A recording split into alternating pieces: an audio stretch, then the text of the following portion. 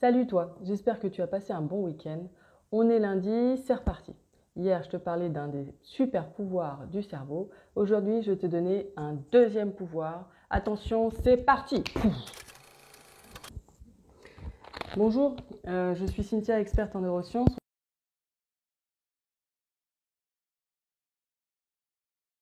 On m'a demandé d'intervenir pour t'expliquer cette fonction du cerveau qui en fait ne fait pas la différence entre la réalité et l'imaginaire. De nouvelles études neuroscientifiques ont prouvé que quand tu vois quelque chose et que tu imagines cette même chose, eh bien tu actives la même zone cérébrale. Et ça fonctionne aussi pour l'auditif. Tu écoutes une chanson et tu fredonnes cette même chanson dans ta tête, dans une pièce complètement silencieuse, eh bien tu vas activer les mêmes zones cérébrales auditives. C'est carrément dingue.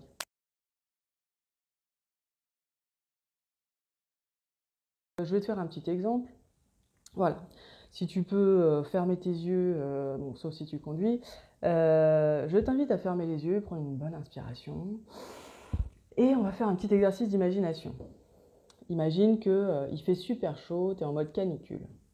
Tu es assoiffé et là, tu vois un fruit bien juteux sur la table.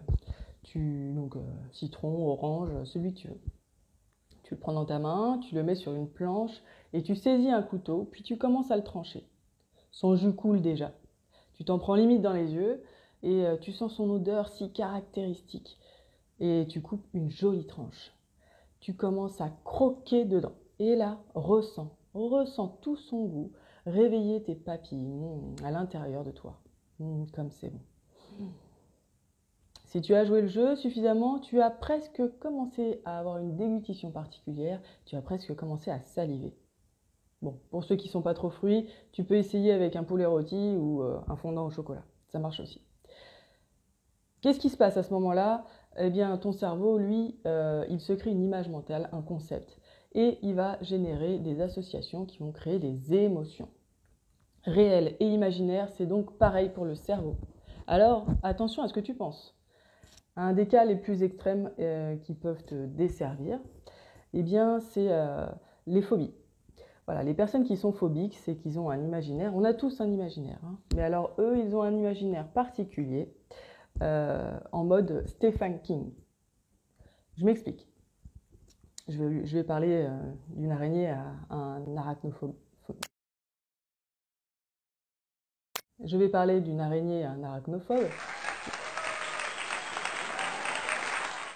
Je vais donc lui parler d'une toute petite araignée qui mesure peut-être 2 mm. Et là, je commence à la voir se crisper, limite les sueurs, être complètement effrayée.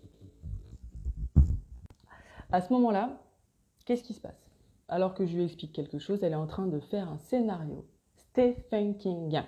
C'est-à-dire qu'elle imagine cette même araignée qui fait 3 mètres, avec des yeux rouges, sanguinolents, et des poils partout, des grandes pattes et des bébés partout.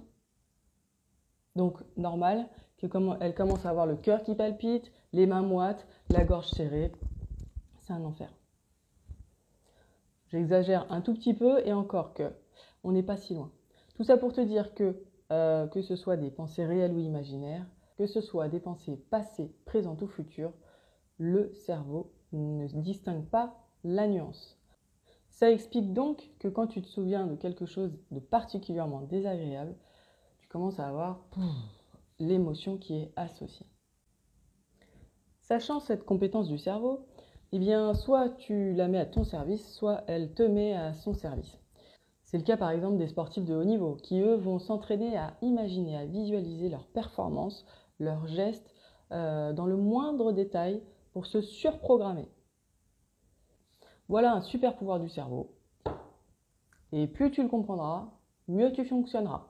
Du coup, tu l'auras compris, il est primordial de prendre conscience de ses pensées. Elles ont un véritable impact dans notre gestion émotionnelle et dans notre perception du monde. On verra une troisième particularité du cerveau demain.